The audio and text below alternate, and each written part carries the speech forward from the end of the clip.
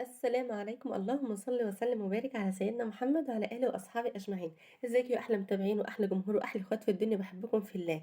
عايزين بقى لايكات كتير كتير كتير للفيديو ده، فيديو جامد جدا زي ما انتم شايفين كده. عامله لكم بقى شويه سردين مخلل بطريقه تحفه تحفه التحفه بجد. جميل جدا، ان شاء الله الطريقه اللي انا بعمل بيها دي هتعجبكم جدا لان بعمله بطريقه مميزه. شوفوها في الفيديو وتعالوا بينا بقى نشوف هنعمله ازاي. بس قبل ما نبدا الفيديو بقى، لايكات كتير، واللي بيتفرج عليا لاول مره يشترك في القناه ويفعل زر الجرس عشان يوصلوا مني كل جديد ومفيد ان شاء الله. لايكات يا جماعه، ده الفيديو جامد جامد جامد جامد زي ما انتم شايفين كده. عامله بطريقه جميله جدا زي ما انتم شايفين. يلا بقى، انا بقى كنت نازله اشتري بوري عشان اعمل اكله فسيخ كده قبل رمضان، كل سنه وانتم طيبين.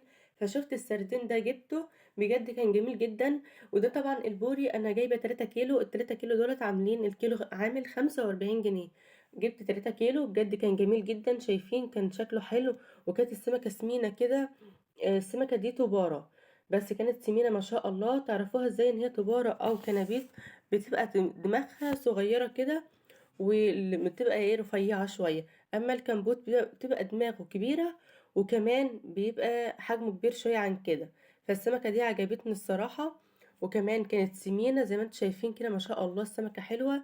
عملتهم طبعا، عملت الطريقة بتاعت الفسيخ في فيديو قبل كده، اللي هم دولت عملتهم في فيديو ونزلته من يومين. ممكن تلاقوه على القناة، الطريقة بتاعت عمايل الفسيخ هتلاقوها على القناة برضو، بس منزلاه من يومين.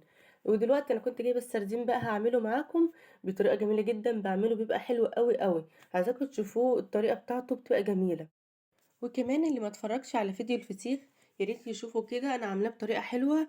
الطريقه هتعجبكم. الطريقه دي انا بعمل بيها الفسيخ على طول، ووالدتي كمان كانت بتعمل بنفس الطريقه، وبجد بيبقى حلو قوي معانا بنعملوه، وطريقه جميله. دلوقتي بقى هحدق معاكم البسارية او السردين زي ما بتقولوا. يعني هي كانت بالحجم ده، هي كانت صغيره شويه بس كان طعمها جميل جدا. انا عملتها وكمان مصوراكم في الفيديو. لما جيت افتح عليها بقى بعد ما استوت كده، مصورها برضو هنا في الفيديو هتشوفوها. ده طبعا الكميه اللي كانت معايا، انا كنت جايبه كيلو. لان انا بحبها الصراحه، بس عشان هي كانت حجمها صغير فما جبتش غير كيلو بس. قلت اعمله كده معاكم واوريكم الطريقه اللي انا بعمل بيها.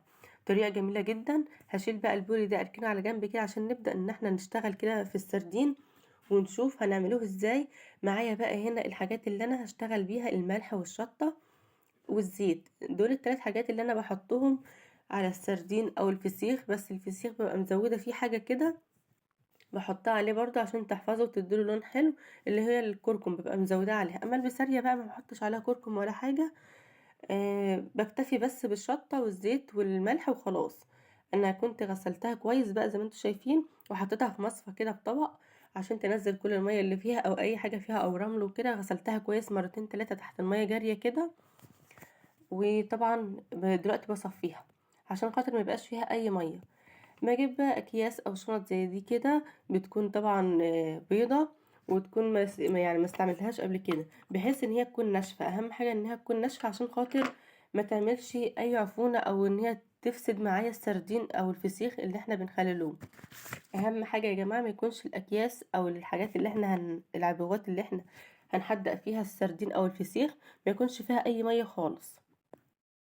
جبت بقى الطبق ده، حطيت فيه الكيس عشان اعرف ان انا احط السردين، عشان خاطر هو صغير طبعا وانا مش هعرف ان انا اشيله ارصه بايدي فهيتهري معايا. فحطيت الطبق ده كده وهبدأ اشيل بالمعلقة. هنحط الاول الملح والشطة نقلبهم على بعض زي ما انتوا شايفين كده، وهفش بقى شوية كده في قعر الطبق ده او في الكيس ده يعني. هاخد بقى كمية كده من السردين، انزلها وارش عليها شوية ملح لحد ما اخلص الكمية كلها زي ما انتوا شايفين كده. هاخد بس حبة صغيرين كده واحط عليهم ملح وارجع احط الكمية الباقية.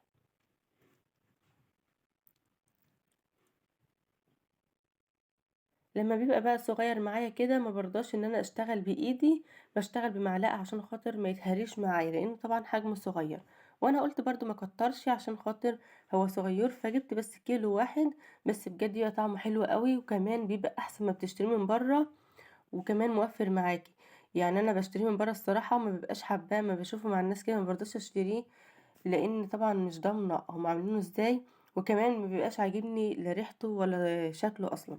فبحب ان انا اجيبه واعمله في البيت بالطريقه دي، بيبقى جميل جدا جدا. انا كده حطيت اول طبقه ورشيت عليها ملح بشطه. هاخد برضو تاني طبقه كده معايا، واحط عليها برضو ملح بشطه، بحيث برضو انا مش هقلبه عشان خاطر ما يتهريش، برضو انا هرش على الوش كده عشان ما يتهريش معايا. وطبعا هو كل يوم هقلبه، هقلب الكيس بتاعه يعني على كل يوم على جنب، يعني عشان خاطر المية اللي هو بينزلها دي توصل للكل. ما يبقاش مثلا جزء من السردين اللي هو اللي فوق ده ما يوصلوش مية فيبقى نشف معاكي كده، لا احنا نقلبوه كل يوم عشان خاطر المية توصل لكله، فيبقى كله طري معانا كده وطعمه حلو وبيبقى جميل جدا. انا كده خلاص حطيت الملح والشطة، وفاضل بقى الزيت. الزيت ده اللي بيحفظه معايا، بيخليه ما يجيش ليه اي عفونة او ان هو يغير طعمه ولا حاجة. الزيت مادة حافظة، فانا بحب احط الزيت كده عليه. وبرده حبة صغيرين مش هكتر، حط شوية صغيرين كده عليه. السردين ده بقى يقعد معايا قد ايه؟ ممكن يقعد معايا 3 او 4 ايام. بيبقى حلو جدا لان طبعا هو حجمه صغير فمش هيغيب معانا. فممكن يقعد معاكي 4 ايام 5 ايام كده وتفتح عليه، بيبقى جميل جدا. زي ما انتوا شايفين بقى، ده الكيس انا جبته كده طلعته بقى. هقفل عليه ومش هزنق كويس، بس اهم حاجة نطلع الهوا. اي هوا موجود معايا كده نطلعه عشان خاطر ما يغيرش طعمه. كل ما احنا نقفل عليه كويس وما يوصلوش هوا بيديني نتيجة حلوة. انا طبعا لقيت ان انا لو شلته من الطبق هيتهرى معايا، فانا هقفل عليه بالطبق ده كده. هحطه في كذا كيس واقفل عليه بالطبق واسيبه عشان خاطر ما يتهريش برضو، لان طبعا بتبقى السردينة دي طرية جدا، فاقل حاجة ممكن تتهري معاكي. هقفل الكيس كويس واطلع برضو من اي هوا كده.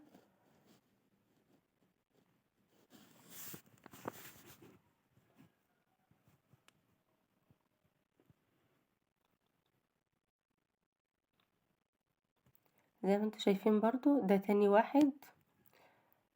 عايزة تحطها في كذا كيس براحتك، بس اهم حاجة ما يكونش الكيس ده مخروم عشان ما يوصلهوش هوا، او الكيس اللي انت هتعمليه ده تكون مفضية منه الهوا كله وانت بتقفلي عليه، عشان خاطر الهوا ده ما يغيرش طعم الفسيخ معانا او السردين. الحاجة دي كل ما بتقفلي عليها بتديكي نتيجة حلوة. اهم حاجة نقفل عليها كويس. هجيب كمان واحد كده زي ما انتوا شايفين.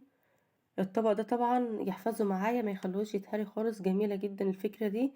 وافضل ان احنا نعملها على طول كده، ما يبقى السردين صغير معانا ولا كده نعملوه زي ما انا عملته كده.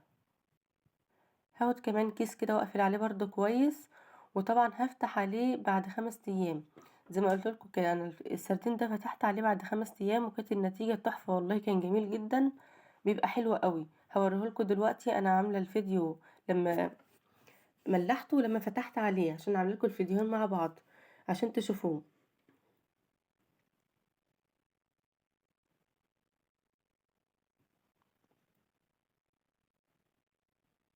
بحاول برضو ان انا اطلع الهوا كده واقفل عليه كويس زي ما انتوا شايفين. وده كده خلاص انا خلصت كده السردين. ودي الطريقة اللي انا بعمل بيها بقى السردين، بتبقى طريقة جميلة جدا، انا بعمله على طول كده. وكمان انا طلعت لقيت مامتي بتعمله كده على طول، فبيبقى جميل جدا. انصحكم ان انتوا تعملوه بالطريقة دي، وياريت تجربوها. واللي يجربها او اللي جربها بنفس الطريقة دي ياريت يقولي في التعليقات، وانا طبعا بقرا التعليقات بتاعتكم. واللي مكمل معايا لحد دلوقتي ياريت يحط لي لايك ويشترك في القناة ويفعل زر الجرس عشان يوصلوا مني كل جديد ومفيد. هتشوفوا بقى الطريقة التانية لما اجي افتح عليه، هنشوف هو بقى عامل ازاي. هوريهولكوا دلوقتي. بجد كان جميل جدا. وده طبعا بعد ما عدى 5 ايام جبت بقى السردين وجيت افتحه معاكم كده، قلت مش هفتحه غير معاكم عشان تشوفوه. بجد كان جميل. زي ما انتم شايفين كده هفتح اول كيس ونشوف مع بعض النتيجة. النتيجة هايلة جدا هتعجبكم، عايزاكم تجربوها وهتشوفوا بقى دلوقتي.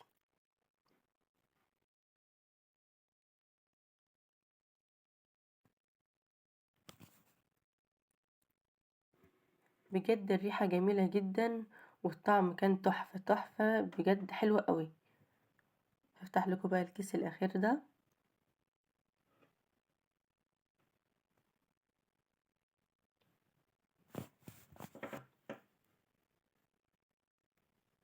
شايفين بقى الشكل؟ ما شاء الله شكله حلو قوي، والريحة كمان تحفة. على فكرة انا كنت بكلمكم كده بصور لكم الفيديو ومجهزة بقى العيش والبصل والليمون جنب مني، بجد كان جميل جدا، وكان الطعم بتاعه جميل قوي. شوفوا بقى انتوا كده وانا بطلع،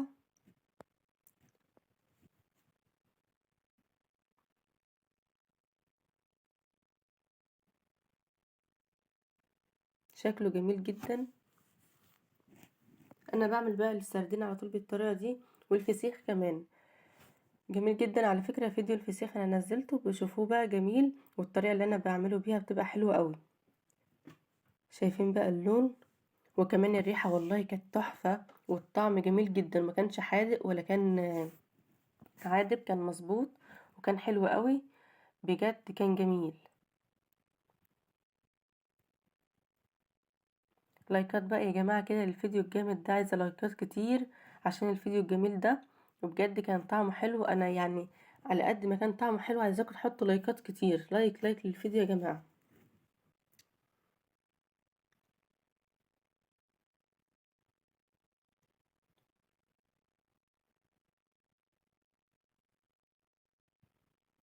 شايفين الجمال والحلاوة؟ بجد كان حلو قوي من كتر ما هو كان عاجبني، عمالة كل شوية اصورهولكوا كده، وعايزاكم تحطوا لايكات كتير. دي الطريقة بقى اللي انا بعمله بيها. يا رب تكون الفيديو ده عجبكم، وتكون الطريقة دي عجبتكم. وتابعوني بقى على القناة، قناة مميد المصباح، اللي مش مشترك في قناتي يشترك فيها عشان يوصلوا مني كل جديد ومفيد. اشوفكم على خير.